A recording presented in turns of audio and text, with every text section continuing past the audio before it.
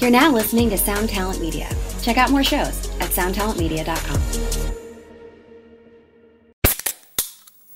Hey, what's up, everyone? I'm Matt Migaki, the vocalist of Cryptopsy and the host of the Vox and Hops Metal Podcast, where I sit down with fellow metal musicians. We talk all about their lives and music while sharing killer craft beers. If you've ever wanted to sneak backstage and share a beer with one of your favorite musicians, well, Vox and Hops is the podcast for you. This week on the podcast, I dropped a killer episode with Kelly Schaefer of Atheist. There is this episode and over 440 other ones to help you enjoy life, metal, and craft beer. So what are you waiting for? It's time to become a Vox and Hops head. Cheers! Well, everyone, we did it. We did it. Here we are at the last episode of 2020. It has been a wild year. It's been a rough year, but it's been a very eye-opening year in a lot of ways. And I want to say thank you to each and every one of you who's been there for me, with the pandemic, the tornadoes in Nashville, the civil unrest, the fires that just about caused me to evacuate my home. It has been nuts. But beyond all of that stuff, and I know, that's a lot to deal with. It's a lot to absorb. But beyond all that, we raised a bunch of money for some great organizations to help out with all of those things. We continued to support each other. I've gotten a ton of messages and been talking to folks off and on the internet more than ever this year, to be perfectly honest. And the support really has been amazing. Everyone's kept listening to the show, and the show's been growing this year. It's been a wild ride. In the beginning, I was genuinely not sure what was going to end up happening. I didn't know if I was going to end up, digging ditches or what was going to happen, which I'm down to do. I'm definitely down to do. I've done it before. But you all helped keep me going by supporting the show's sponsors, by supporting me directly, and I can't thank you enough. Honestly, thank you so much for letting me do what I do. It truly is amazing, and never in a million years did I think it would get to this point. So thank you all so much, and I don't know what else to say. But yeah, thanks to everyone who's bought from the tonemob.com/reverb links and the tonemob.com/sweetwater links. That helps a lot. Thank you for supporting Stringjoy. I'm heavily involved. I'm just getting more and more involved every day over there. And so by buying your guitar strings over there, you're helping me out. I mean, it really is tremendous what you all have done. And thank you so much for, like I said earlier, supporting the show's sponsors. And by supporting them, you're supporting me. And I don't know what else to say. I'm kind of rambling at this point. But let's get into this episode. This is another one with my dude, Mr. Joe Branton, from the acclaimed guitar podcast, The Guitar Nerds. He also has a band called Polymath that's really great. And we get into all kinds of different things on this episode. I think you're really going to enjoy it. So I'll shut up so I can start talking again here in just a second. Thank you all again.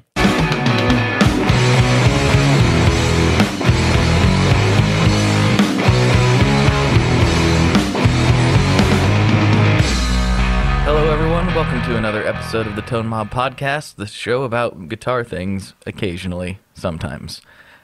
Today, I have with me my dear friend from across the whole world, Mr. Joe Branton from the Guitar Nerds Podcast. How's it going? Oh, hello, Blake. Thank you very much. Yes, it's wonderful to be on your charming podcast. It's always a pleasure to get to talk to you and get to podcast with you. It's nice that we've kind of worked up this sort of exchange of podcasting over the last year. Yeah, it's been fun. That episode I recorded with you for the Guitar Nerds, I was like, in my mind, I was like, oh, that must have already came out. And then it was like, all of a sudden, somebody's messaging me like, hey, I heard you on the Guitar Nerds. Oh, it was like, oh, it didn't come out yet, I guess. It just came out now. It was one of those things where I recorded an episode with you, and then I had around that time, I think I had about because I recorded an episode with you for the Friday Specials, which is the Guitar Nerds podcast where we interview people every Friday. And I was getting like a bulk load of them done. So I was podcasting like every other day for 2 months, sort of recording loads of interviews.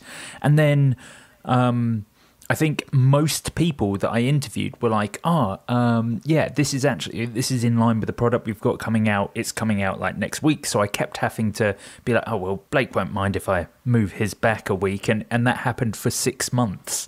So we obviously podcasted together, and then I didn't actually put the episode out until quite recently. And of course, Grez Guitars, who you are a massive fan of, you talked about them quite positively. I've been in touch with them since, actually, to get them on a Friday special. I spoke to Barry and to get him on a Friday special. Because are you still very much adamantly a big fan? Oh yes, oh yeah. Nothing's changed on that front. It was amazing because like we did that, and that's part of how I realized that it came out. Because Barry sent me an email. He's like, I've been trying to figure out what happened. He's like, we do sell these all the time, but we don't usually sell this many in a week. And so he was like, I was trying to figure out where, who, what, when, who played it on a live stream or whatever. and he's like, and then a listener sent me this episode. And he's like, okay, that's really the only explanation because nothing else has come out about it. Oh, well, that's fantastic. And of course, you introduced me to them completely on the last time you were on my podcast. So thank you very much for that, because I've been, really adamantly following their Instagram ever since then, because they're absolutely right up my street. Such gorgeously presented guitars. You're so good at finding the best companies. Like, I always thought I was not first, but I always thought I was like early doors to discover Millimetric, and then I found out that you actually owned one. Yeah,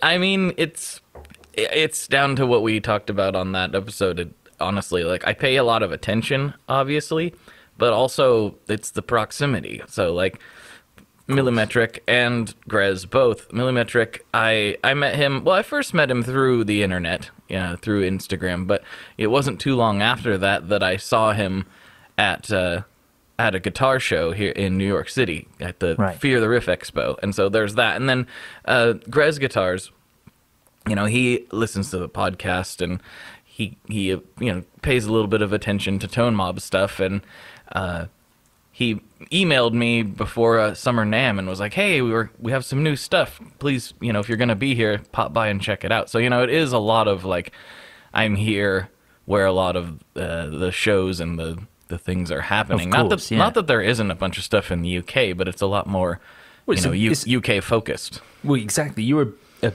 bigger country by a fair old way, and I think that's something actually in our messaging conversation that I've touched upon, that next year I really want to try and represent as many UK brands as possible, because despite the influence on music of the country, we are very small, and I think because America produces and Canada produce so much incredible stuff on the boutique market when it comes to guitars, effects, pedals and amplifiers, that we default to just talking about all your stuff, and that's absolutely wonderful. But I was just like, man, there is some really cool little things coming out over here that I really want to try and dig up. I feel like there's stuff closer to home that maybe doesn't get a fair crack of the whip, just because of how developed the boutique market is over there. So that's my challenge for 2021, I think.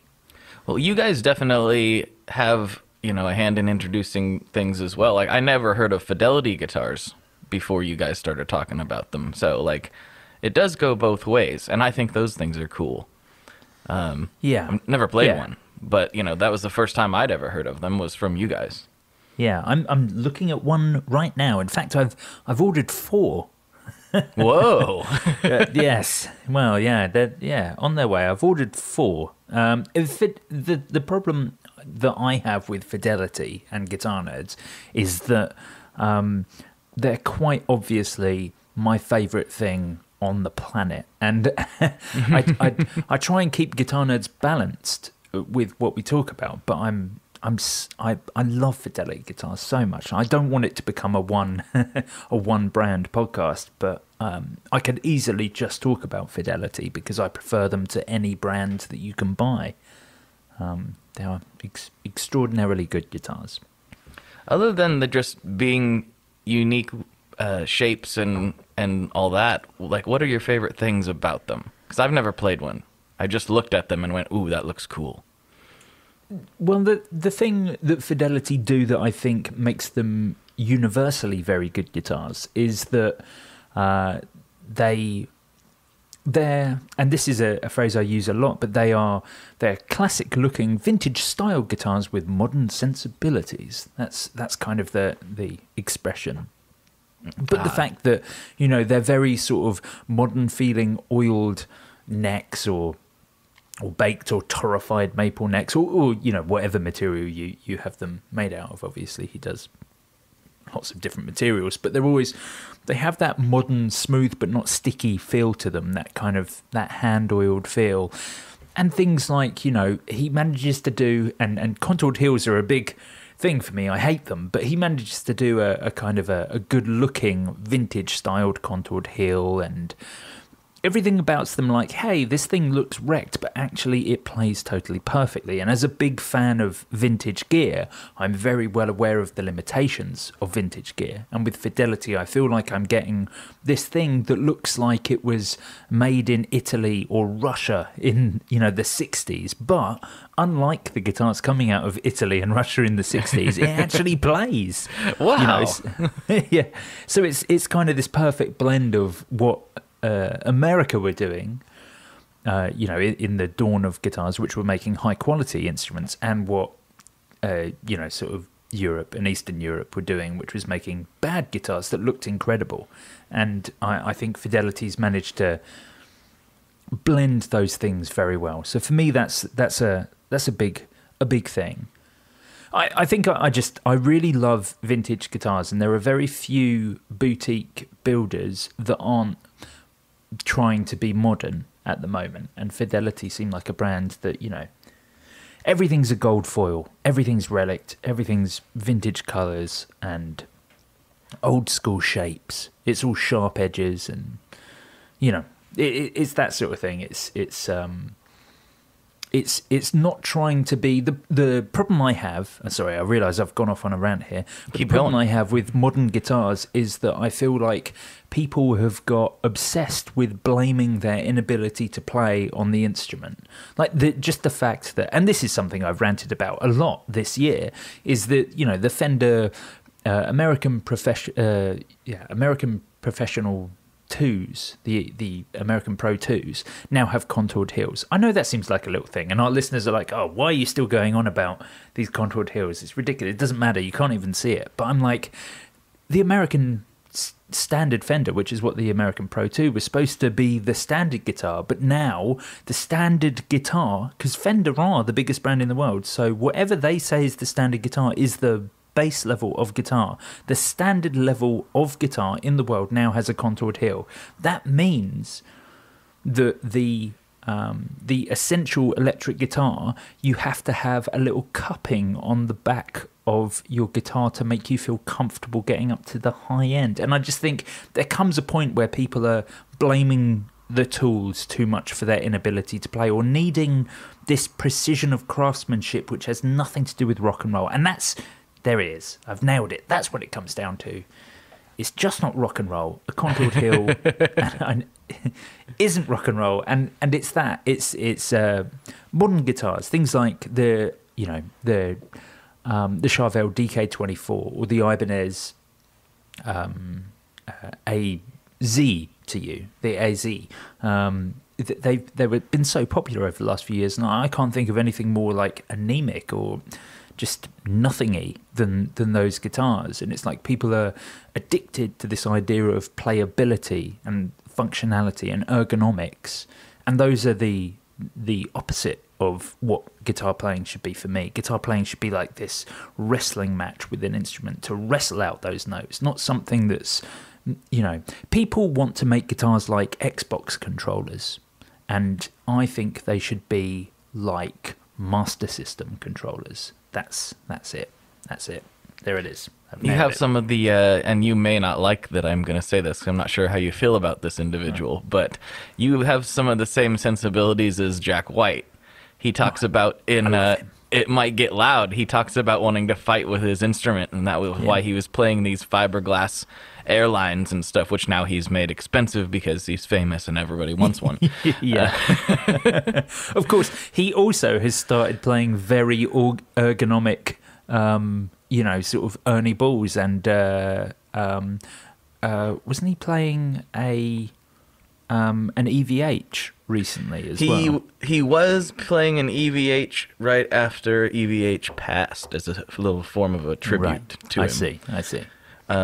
He's mostly been playing this orange telly that I don't know if you've seen, that is so cool. Does it have a Bigsby? Let's pull it up real quick so I'm not going, why? No, that's not the thing I want. I can't just Google orange Telecaster and expect it to tell me what. Jack White orange Telecaster. White orange Telecaster is actually a commonly searched thing. Yeah, it's pretty unique looking. I don't remember all that's going on with it off the top of my head. It doesn't have a Bigsby. What does it have? Wow. It has it's very modern. It's got some benders. Going on. It's got some benders going on, but it's got one of those like Gretsch armrests, even though he wears the guitar too low to need it. But I'm into that. Yeah, it's a pretty cool looking thing. I would love to play one. It's got the benders. I think it's got 3 benders on it. And it looks like a wide range humbucker in the neck, a P90 in the middle, and a regular telly bridge. Wow. It sounds like fun to me. That sounds like a good time. It's definitely far too modern for me, but he's such an incredible guitarist, and I think so responsible for bringing the sort of guitar playing that I'm into kind of modern music that I'd forgive him for it. It's kind of like if the hardware wasn't, it depends on, it looks like he has 2, one with black hardware and one with white on the orange telly, both with a maple neck, and it seems like both with black tuners. Yeah. I kind of feel like if all of those, pickups and everything else were chrome, I'd be like, yeah, this is cool, but it's the white or black that makes it modern, and so I'm immediately like, no, this is modern. But yeah, if it was chrome and tarnished, maybe a touch relic, I'd be very into this. I'm sure tonally it's fantastic. I really like both. Most of the things I have, I'm looking around my room right now to make sure that I'm not saying things that aren't true, but most of the stuff I have is vintage styled or vintage, or actually just vintage. But even the millimetric that you have is kind of, I know it's modern, but it's not really. It's kind of a modern traditional thing. The body's very modern, but the neck's a big old 50s neck. Yeah. It's a nice fat one. I like bigger necks most of the time, and that definitely fits in that. And I've talked about that a million times on this show. It doesn't make any sense, and maybe I have some of your sensibilities as well, but it doesn't make any sense why I would like a big neck. I have short fingers. I don't have big hands, so I don't know why I like big necks, but they're infinitely more it feels so much better. Well, absolutely. It's all about the fight. It's all about, wrestling out those notes. I really think it's a cool thing. You if you make it easy for yourself, I don't know. It feels like using the invincibility cheat on GoldenEye on the N64. You'd prefer what's the other mode? One shot kills. One shot kill on slappers only. Yes. That's exactly it. Yeah, that's how I approach guitar. Yeah. Yeah. I definitely like both. I mean, there's a degree at which, and I know what you mean by like wanting to fight with it a little bit, but there is a degree to which they become unplayable. And just like some of the Italian ones that you were referencing earlier, like I've played some of those things. I'm like, this thing looks amazing, and I pick it up. I'm like, you can't do anything with it. It doesn't. It doesn't work. It doesn't function.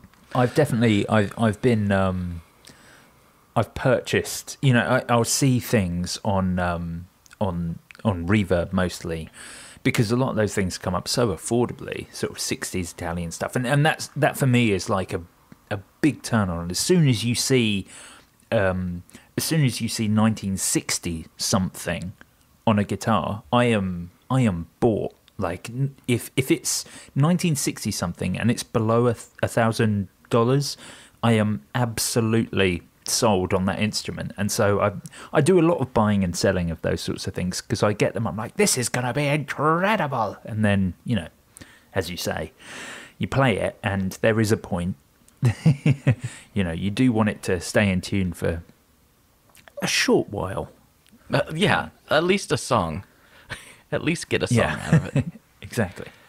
Are you still doing the you had a business, the Harley Quinn Guitar Club, I believe? That's is right, what you call it. yeah. Are you still doing that?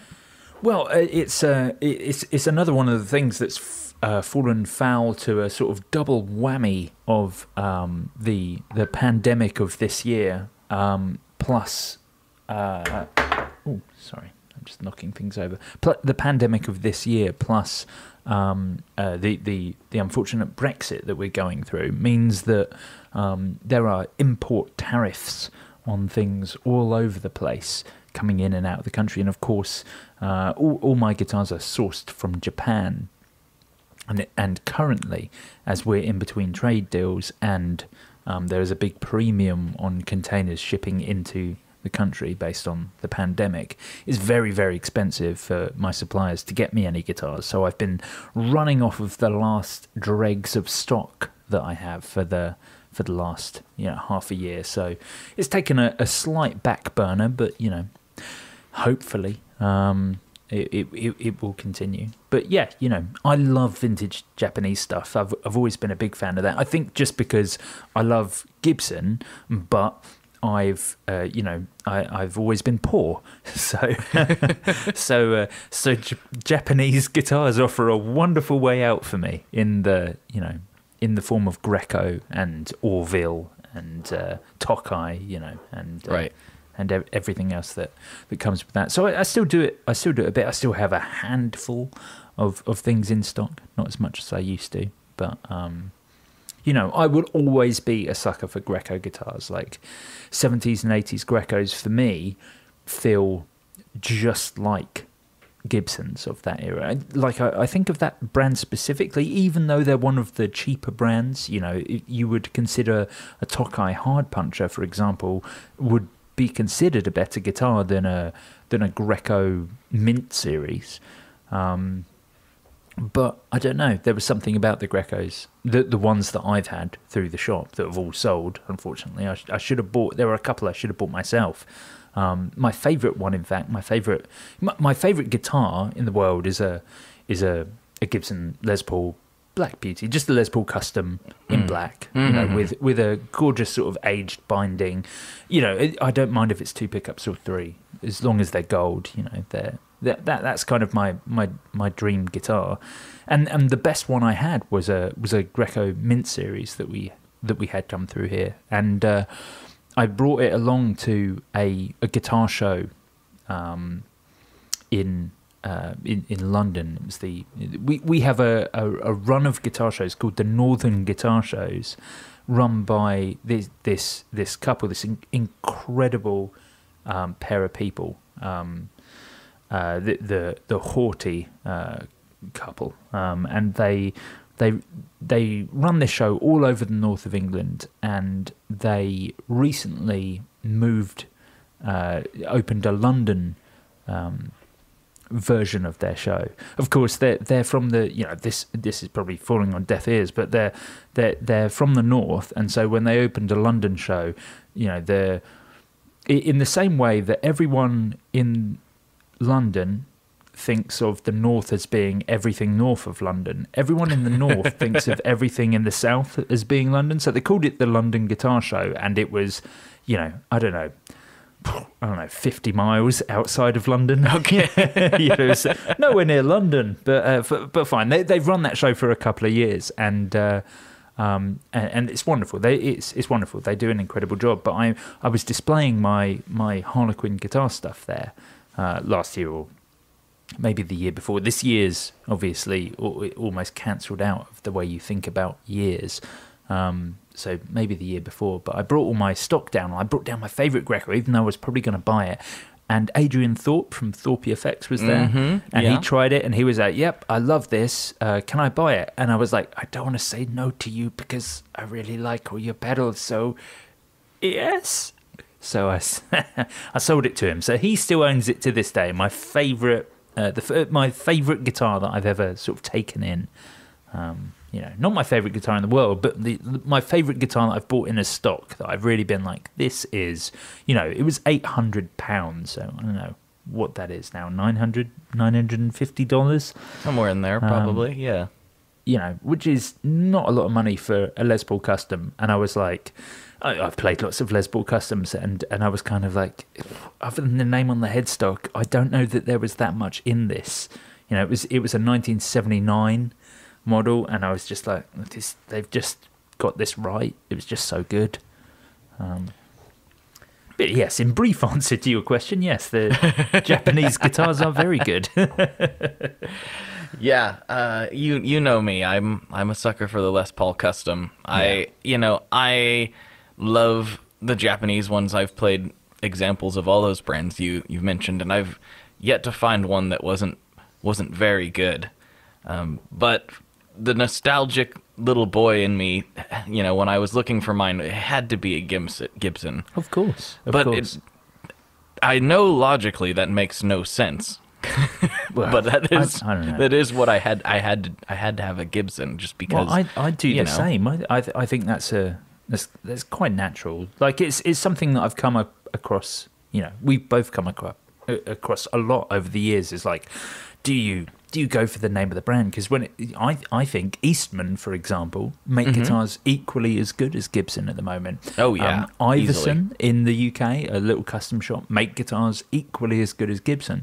But actually, when push comes to shove, if I was looking at spending £3,000 on one of those two brands, or I could spend £3,000 on a Gibson, and I as much as I love both of those companies, I'm probably not making the better choice, but I really want it to say Gibson on the headstock, I mean, and then there is part of it, not that I sell gear ever, because I just am a horrible hoarder that will one day have to be on that show, Hoarders, probably. But there's something about knowing, like, when you buy a Gibson or a Fender or anything that has a recognizable name like that there's a very good chance, especially if you are buying a really nice older example, that you won't lose money on it, most likely. It's if you do have to sell it, you can probably get at least what you paid for it if you did your homework, and maybe more if it does what the Customs did this year. Oh man. Yeah. Like, I don't know if you've paid attention to that, but I bought my Custom maybe 3 years ago, somewhere in that ballpark, and it's double now. What? Is that much? Yeah. I think I paid like $2,300 for it or something, which is, a fair bit of money, but it's not insane in the guitar world. It's a 81. It's a great price for what it was, to be honest. Yeah, but at the time it was like fair market value. It wasn't like I got a smoking deal or anything. I got a fair deal at the time I bought it. Because I looked on Reverb and I'm like, all right, this is a good deal. I'm not taking the shop for a ride. The shop's not taking me for a ride. Like, this is just kind of what they go for at the time. But now that very same guitar would easily be over $4,000. And if it was a Silver Burst, since that came out, those people are trying to get silly money for the Silver Burst from the early 80s. Yeah. Wow. Because of, my brain just failed. Why can't I think of the guy's name? Everyone's going to be so mad at me. Adam Jones. Adam Jones had that Silver Burst Les Paul Custom come out here recently. Right. Yeah. And then everyone woke up and decided that their Silver Burst was now $7,000 to $9,000 for some reason. Yeah. I don't know that any have sold at finish. that, but that's what they're asking crazy money for them, or they were a few weeks ago on Reverb. But it's super cool. What's the most expensive guitar you've ever bought? How much money have you parted with? Not that either of us are wealthy people. That's not what I mean. It's like, how much money have you? How much money do you saved? Yeah, you've obviously sort of hard saved to buy something. Yeah, I mean, I'm trying to think. I really do pretty well on getting at least fair market value deals. I don't tend to go crazy, but the most expensive guitar I ever bought was when I had my Roni commissioned. I had it built from square one to final product, and I don't remember what I paid him exactly because I paid him in installments over the course of a year and a half or so. But I want to say it was probably around $3,000 or so, maybe 35. I can't really remember. It was a long time ago, and I didn't do it in lump sum, so I don't remember exactly. Right. But yeah, it was somewhere in there, and you can get those for a lot cheaper than that on the used market, but there isn't another one like mine. He didn't make another one like mine, and it's the guitar I play the most, so I feel like I got my money's worth out of it. Yeah, absolutely. Yeah, absolutely. What a fantastic instrument. What about you? What's your most prized guitar? With the most amount, I got. I was really drunk, and you. This is years ago with Mark, and he coaxed me into it. He said I wouldn't do it, so I did it, and I don't regret it. I spent £4,500 on a Gibson ES175, which I think I only paid off like last year. And this was years ago that I bought it, like 4 or 5 years ago. But my ES175, I think it was one of the, I guess they were always custom shops, but it was one of the sort of reissue versions of the ES175. It's absolutely fantastic, and I've gigged with it a couple of times. Obviously, it suffers from the same thing that all big jazz body guitars suffer with, which is that you've got to be careful how much gain you're putting through them. Right. But yeah, I think that's the most amount of money, and that's definitely the guitar that I always come back to. I mean, obviously I play bass as my first instrument, but whenever I record guitar, it's normally on a project either supporting my partner Emma, who's has her own incredible music. She plays in several bands and does her own solo stuff and has her own band as well, and we'll make music together. We have a little studio in our house, so we make a lot of music together, and I play guitar for that. And whenever I'm doing something for her, she's like, can you play the ES175? She really likes it tonally, even though she's predominantly a synth player. She loves the sound of that, and so the bulk of everything I record is the ES175 into a Blues Junior, and I really love studio gear, as in I really like direct recording. I like plugins. I think virtual amps have come a long way. I'm actually still, to this day, a massive advocate of the Boss Katana. I think even running out of the direct out of a Boss Katana is absolutely as good as any amp will ever sound. Like I think it sounds fantastic, and considering my job role, I shouldn't, but I can't fault that amplifier. And I love all those things, but actually me and Emma, my partner, did some extensive A-Bing for one of her records, and she blind chose a Neumann, I can't remember the mic's name, some form of Neumann miking up a Tweed Blues Junior with the ES175 and just using the natural reverb of the amp maxed out.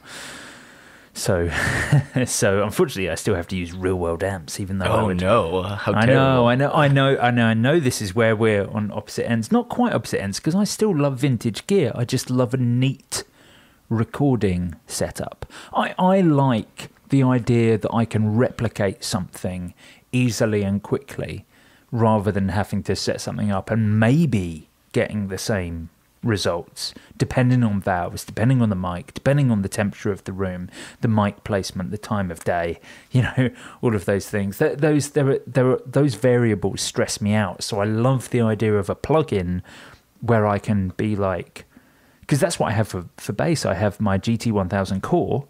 I've built a preset on that. Whenever I record bass, it has 3 sounds. It has my clean sound, my driven sound, and my vibrato sound, which are my only 3 bass sounds. And it has them saved, and I know they're going to sound great, and I use them for every recording. That's fine. But yes, with guitar, still have to use the old Blues Junior, because it does just sound so very, very good.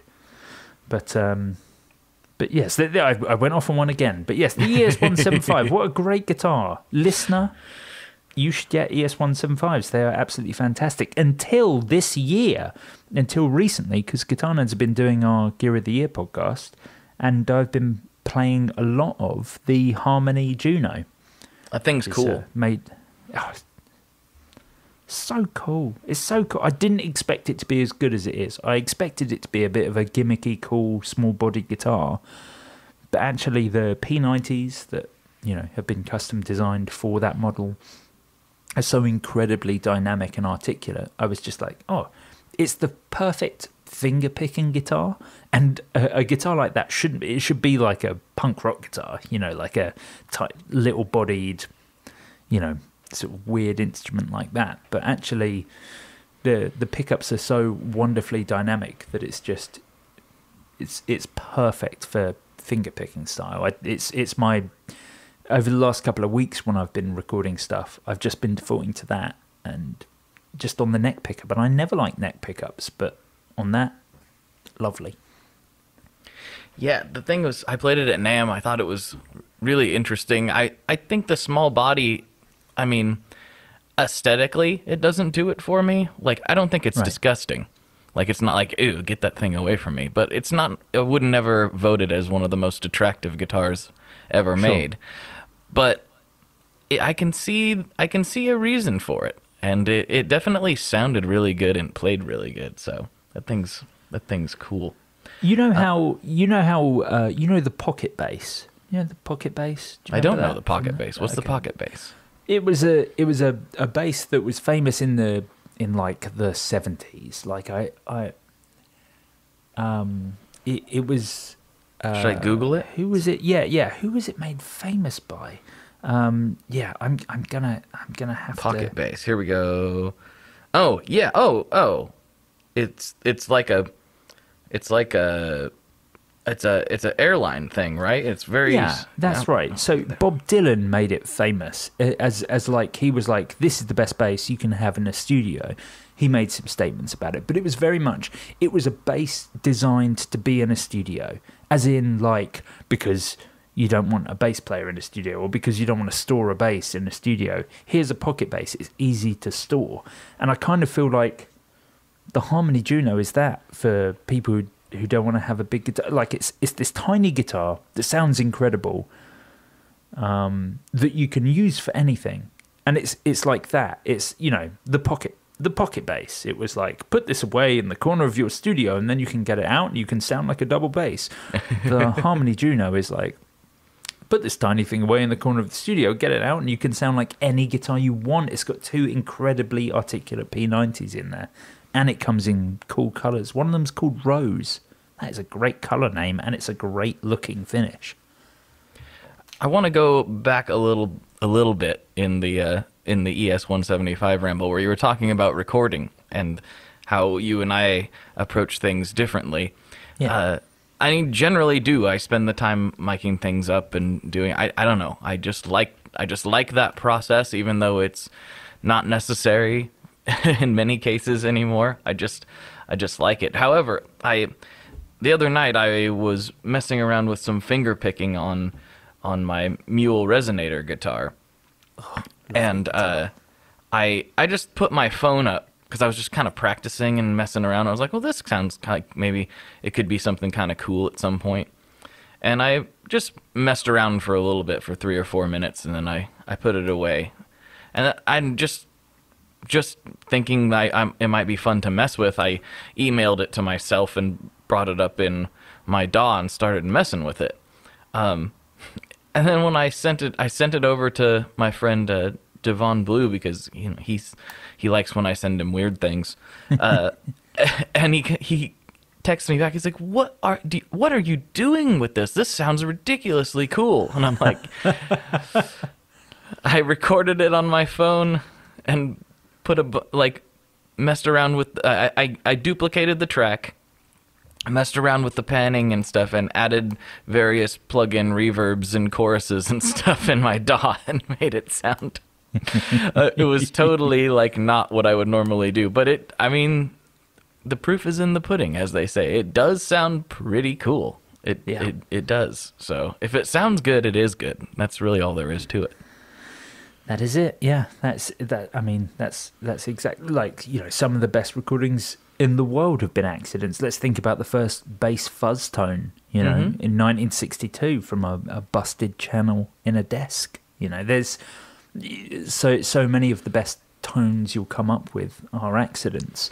For me, I use the isotope Spire a lot, and I use that on recordings that I'll release as well for interludes, and if I want ambient tracks. So I'm big into binaural recordings and field recording and stuff. I contribute a lot of stuff to the website freesound.org. I don't know if you're familiar with it, but it's a website for people people who are really into audio. And the thing that I love on a track is, I think this comes from listening to things like Sgt. Pepper's or Pink Floyd records when I was younger, or even the Mars Volta records when I was a teenager. It's those interludes where you get taken on this journey like you're there. It's like a film, but for your ears. There's walking and things are moving across in the spectrum if you're wearing headphones, and conversation, that sort of stuff that really throws you into things. I love all that stuff, and I think that also comes from listening to a lot of Serge Gainsbourg and his album The History de Melody Nelson, which I think is one of the best records ever made, which is of course a spoken word album. And then you've got people like Ken Nordine, who made the album Colours in the 60s, which he recorded each track as a jazz track with him talking over the top of it. But for each track, he made himself as high as possible, and then picks a color to talk about, and he talks about the color, and each track is a minute long, and it's just him talking about the color, and I've always loved that stuff, where you're taking audio just in a different to a different place, to a different direction, and I've gone off on one on this sort of thing, but yes, I guess what I'm coming round to is that I love those kind of the audio doesn't just have to be this very simple. Even when it comes to guitar, it doesn't just have to be an instrument into an amplifier with an effects pedal that someone's told you is a great transparent drive, so you sound good. There should be some experimentation within that. And the Isotope Spire, coming back round to that, I think is a near perfect product. I think Isotope have done an incredible job of making recording audio to a high quality incredibly easy. I really like a lot of that stuff you're talking about too, and it comes back to, there were a lot of, some of it was for little kids and some of it was different, but I really enjoyed books on tape and like audio dramas and things like that when I was a little kid. I would just put on my headphones or sit by my stereo and just listen without watching anything. And I've always thought it might be fun to combine like this is a little bit weird because this is a very visual medium, but I also really love comic books and things like that. And I've always thought it would be fun to try to tell like an abstract sort of story via a strictly audio form. Now there's like audio dramas that are more straightforward and, you know, a lot of conversation and stuff, and those are really cool too. But I was more thinking of, you know, like if an audio book was like a really artsy out there comic book, you know what I mean? So where it wasn't just a narrator talking about things. Occasionally there would be, you know, Foley sounds and so maybe... you mean like interspersing it with kind of tracks, but not quite. You mean like a...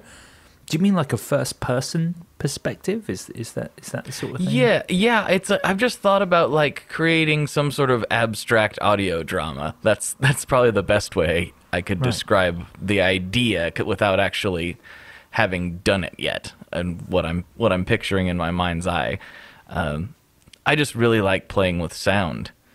And the different, I really have a lot of fun with panning in a stereo format, because I mean I really got into it from pedals. I've got some panning pedals and stuff, and when you have a stereo rig set up and you're playing that way, it's really a different experience. And so I've had a lot of fun with mixes. I made a song. I'm trying to get back into making music for music's sake.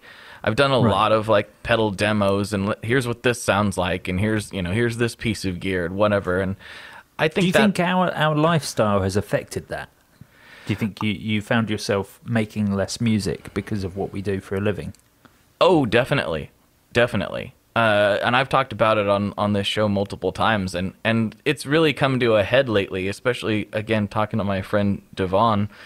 And, you know, he views it as if you can do these things and it's within your ability and time and life to be able to make music and to create things, that not only should you do it, like you almost have a responsibility, because not everybody can do these things, is how he puts it. He's like, we are gifted in that we can make these things, and therefore that's reason enough to do them.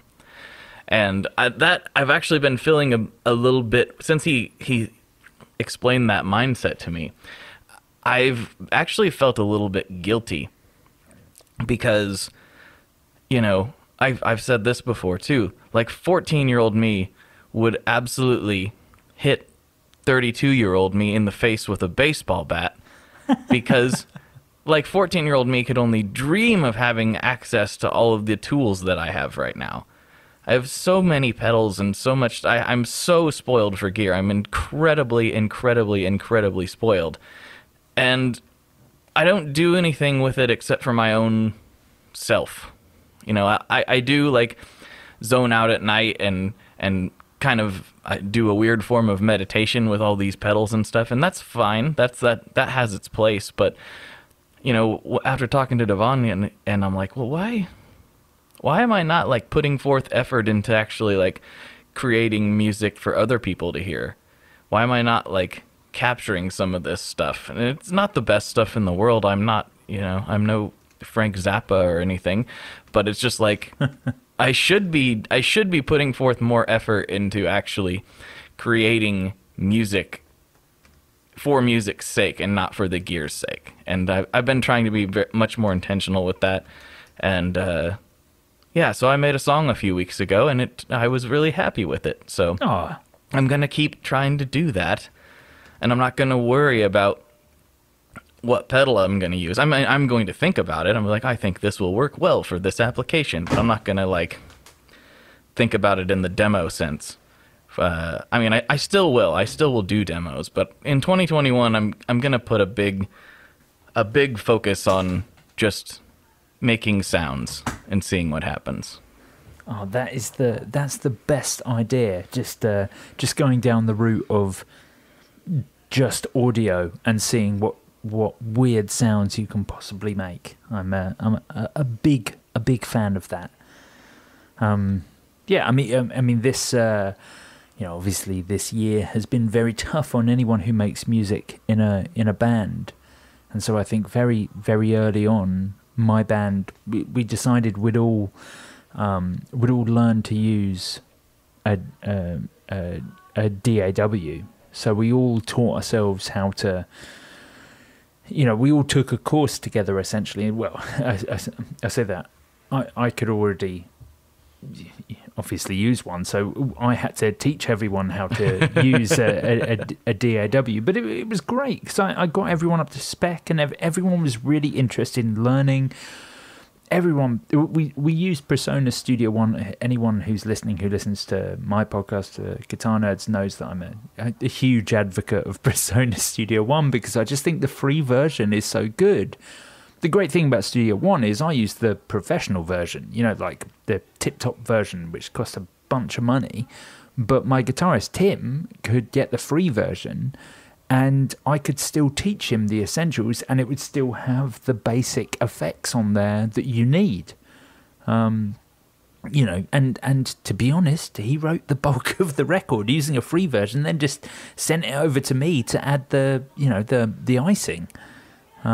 So it's a very Presonus is a very very good tool. I think one of the best DAWs. Certainly, if you're going to be programming MIDI, I don't think anything comes close. And as someone who uses and has used Logic, Pro Tools, Cubase, I'm quite proficient at Ableton. I'm quite proficient in all of those, and I would choose Studio One. That's kind of the thing, isn't it? With DAWs, people are normally like, Cakewalk, and that's actually just because they've only ever used Cakewalk, not because they think Cakewalk's good. It's because they've only ever used it. I've used all of them because I've had to for my job in the past, and I have no brand allegiances. In fact, I know no one at Presonus. I know loads of people at Cubase who I'm probably pissing off right now, But I think Presonus Studio One, absolutely fantastic piece of equipment, really worth getting for free. But yeah, we all learnt how to use it, and over the course of the year, we've recorded a double album of like 18 tracks that I'm currently mastering, that we did all with electronic drums, loads of synthesizers, but then loads of organic bass, loads of organic guitar, lots of field recordings, and then we got guest vocals in from all our favourite vocalists from sort of the math rock and post rock and electro pop scene. So loads of our favourite vocalists from all of those things, and I just think, we've kind of tried to tie this whole record together in a story, so with like binaural sounds and like a first person perspective. So the idea that you would hear everything from the perspective of a person passing through an area, and then the songs come in. Maybe that person walks into a bar, and so the start of a song will come in as the doors open. You get that sound of like bass coming through doors, and then the doors will open and that song comes through. And you might get that song for a couple of minutes, but then that person leaves that area, and so that song will fade out, and as the doors shut behind them and the footsteps occur as they're walking to their car or wherever, and the whole thing is supposed to be a journey that's lit by the music that they hear on this journey. But because of that, we tried to make every song sound like a different band, which is why we got different vocalists in for all of those things. But I've really enjoyed that. I've really enjoyed going down that route of making, weird music. I love that idea. I can't wait to hear that. I can't wait to finish mastering it. Is there like any is there a story or a journey that you guys have fleshed out for this person, or is it supposed to be the interpretation of the listener? It's there's a lot of it that's in interpretation. I kind of feel like this was our first step because this is something we've talked about doing for a long time, and I feel like this was our first foray into it. And I feel like the next record we'll make will be more precise. Like we've talked about in the past, we didn't do it this, but we've talked about in the past of like doing a record that's so binaural that you don't supply a track listing, you supply a map of where that person walks. Mm-hmm. So the experience is what sounds they hear at particular times, depending on where they are on that map, and that's how you work out what you're listening to as a listener, rather than a track name. And you release it as a single track, so people can't separate it by the by the things that Spotify and CDs have pressed upon us. Tracks, you don't want any of that. You just want a complete audio experience, exactly as records intended it to be. But we've spoken about that. We're not quite there. So this one does have a plot of like, it's the idea of someone going about their day. It's as simple as that. So we have very much like the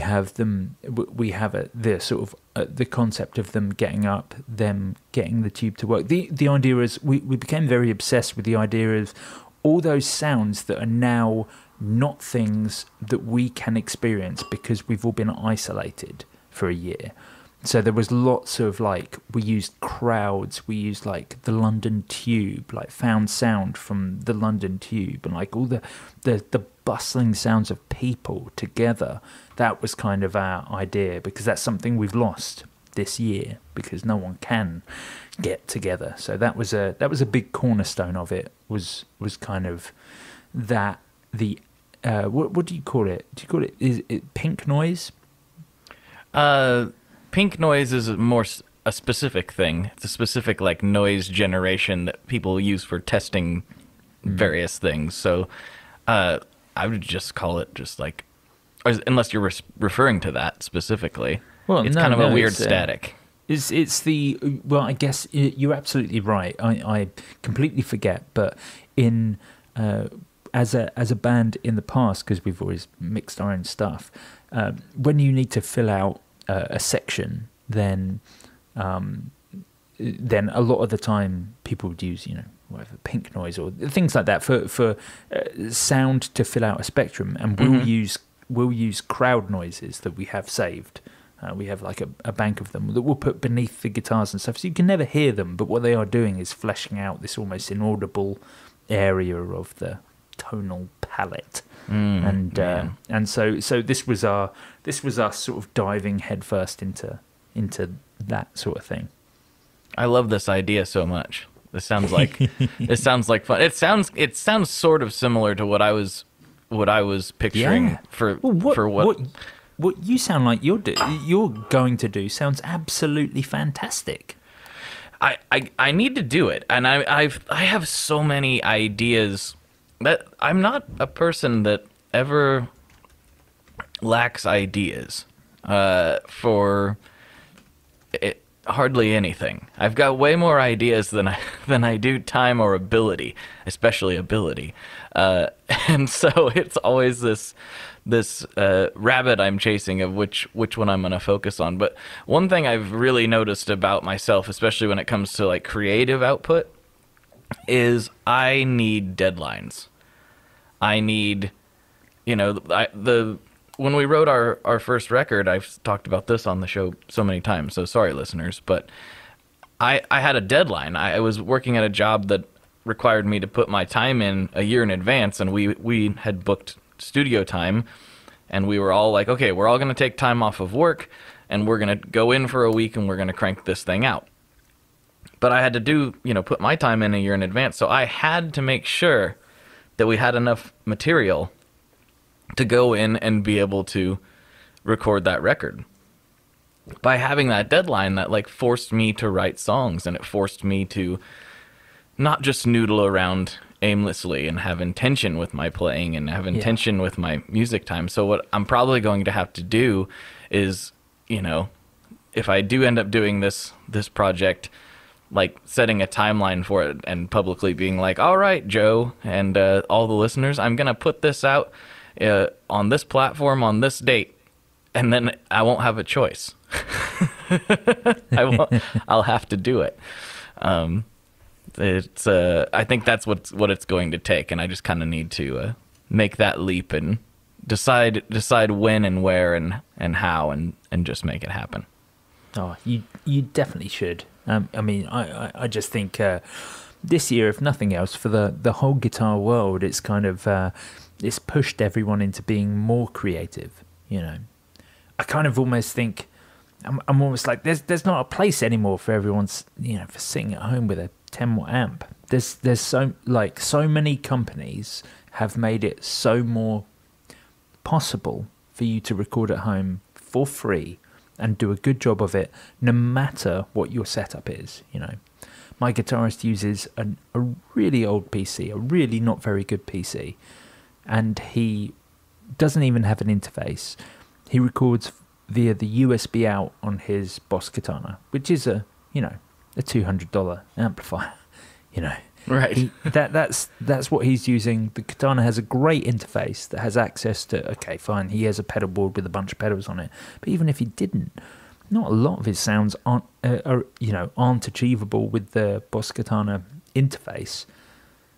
And you know, he's doing all of that for no money, whilst I'm sitting there being the absolute sort of like capitalist's wet dream that I am. Sort of with my sort of latest MacBook Pro and binaural studio monitors and every plugin you can think of, and I'm not creating half as good music as he is with mostly free equipment, you know.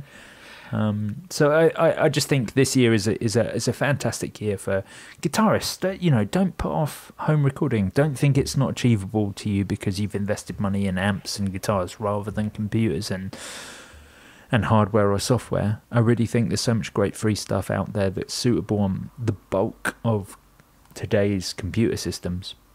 And, you know, even if you're not into that sort of thing, I think an isotope Spire, where, you know, what are they, £300, that you could record a release quality demo with just a Spire.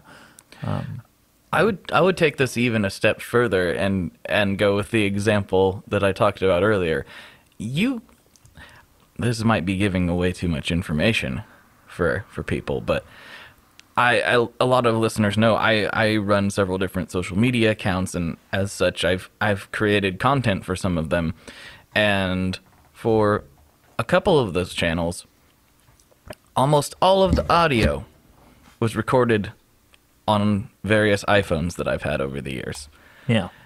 So, I mean, I wouldn't release a record that way necessarily, but you can do some insane, honestly, ridiculously insane levels of creation with just a modern smartphone.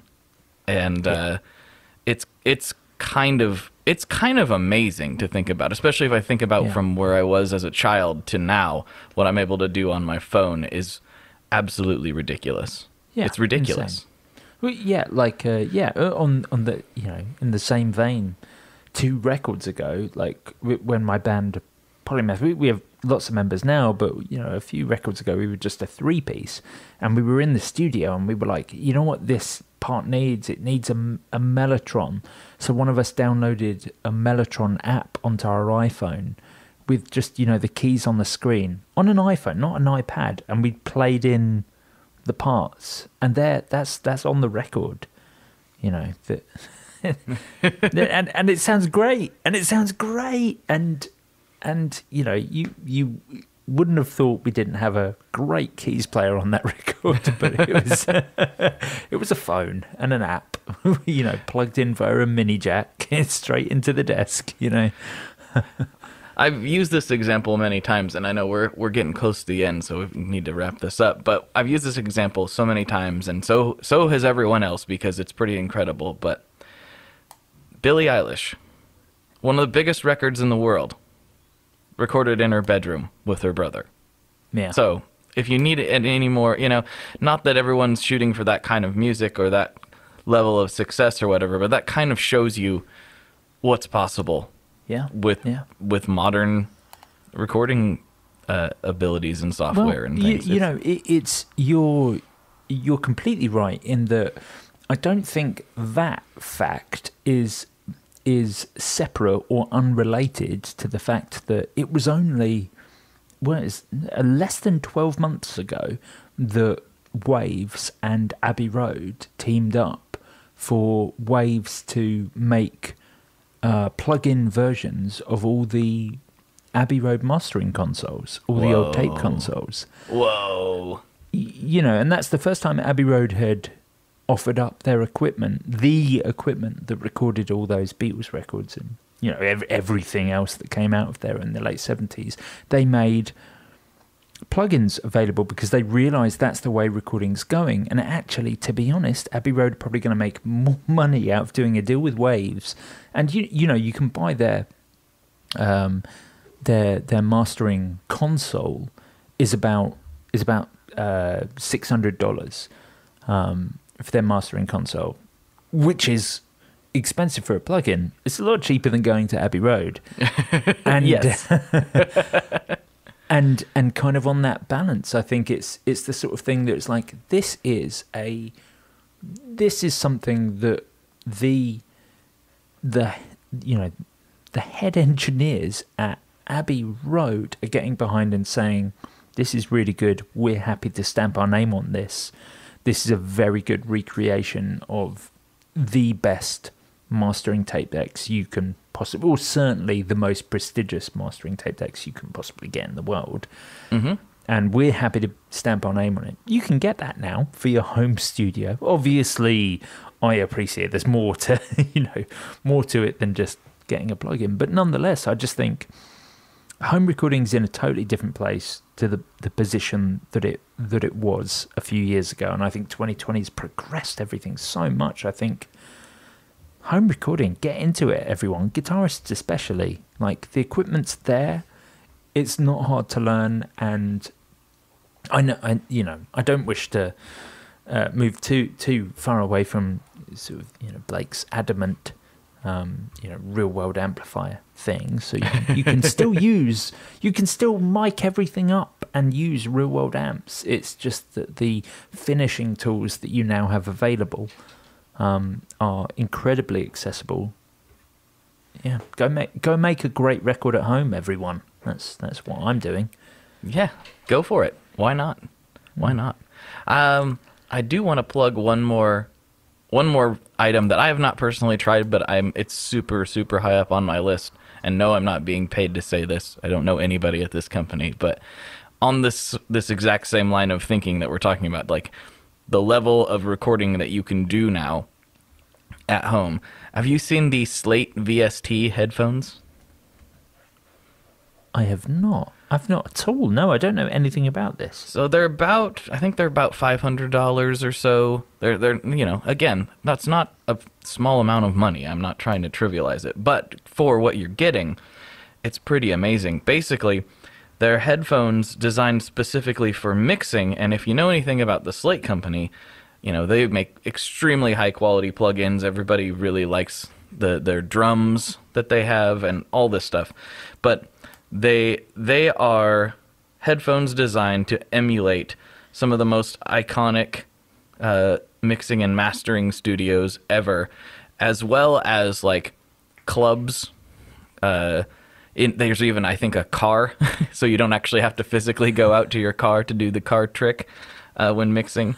But they've just made these emulations in headphones from all these super high-end studios and real world places, and everyone's just raving about how much better, how much easier their mixing process has gotten because of these headphones. And as a guy who does mixing primarily in headphones, I'm super excited to try those sometime in 2021. That does sound exciting. I never mix in headphones. I know it's something you're supposed to do. I just can't get on with it. So actually, this sounds like something I could get behind, like being given options like that within the headphones.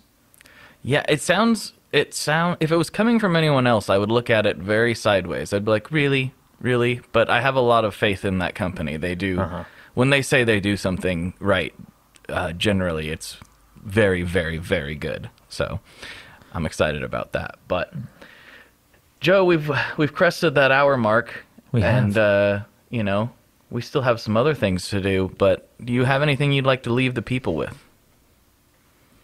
Oh, that's an interesting. Yes. Well, I tell you what. Just a very brief thing. As we've ended up talking a lot about home recording, and I appreciate that I've kind of, strong-armed us into that line of things just because just before we started recording, Blake was like, "What are you doing?" I'm like, "I'm mastering a record. I've been doing it for like 8 hours." So I realize I'm totally in this zone of like of recording at the moment. But listener, if you're home recording, thinking about home recording and you like the sound of organic amplifiers and you don't want to use plugins and things like that, can I recommend the Aston Microphones Element?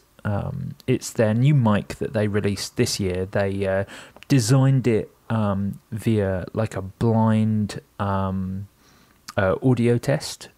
So they released all this stuff ahead of knowing whether or not their mic was going to come out top. And they put it up against some mics which were over twice the price from AKG and Neumann, and it actually won. I'm sure they would have buried this had it lost, but in blind audio tests, a huge amount of people chose the Aston Element. It's a very affordable mic, well under the $200 mark. Oh wow! And it's and it's absolutely fantastic, perfect for vocals. It's a new type of mic, so it's not a dynamic mic. It's not a ribbon mic. It's a whole other thing. So it's it uses their new Ridian capsule, and it's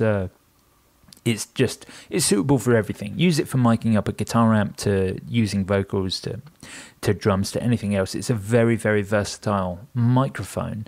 And I have just found, having had one in the studio, that I was like, I need to get out these pencil mics for this, or I need to get out the Neumann for Emma's vocals. I need to switch this all up. I just found that the Element actually is the answer to all of those things for a fraction of the price of the rest of the microphones in my studio. So I really think for home studios this year, there can be a better product. You want to mic up a Blues Junior with that thing, it's the best sound. Just that, a Blues Junior, reverb absolutely dimed, going through your favourite P90 loaded guitar. That is the best sound. There you go. That's my final thought, I guess. That's your final thought? Well, I'm a huge Aston Mics fan as well, and no, they didn't pay us to say that, or at least they didn't pay me. They didn't pay me either. No. I mean, I guess they haven't asked for the mic back yet, and I'm hoping if I spit on it enough that they'll just let me keep it. So, yeah, I record almost everything that I do using one of 3 Aston Stealths that I have. Oh, yeah. I love the Stealth. Love it. I mean, you're hearing it right now, everyone. That's the Stealth I'm talking about. Really? That's the Stealth, yeah. I'm a big fan of the Stealth. Actually, I should start recording my podcast through the Aston Element, actually. I use Neat microphones for the Guitar Nerds podcast. That's purely because I love Gibson, and Gibson previously owned Neat, but they don't anymore, but they did when I bought this mic. There you go. All right, everybody. Well, make sure you check out the Guitar Nerds podcast. It's a great show.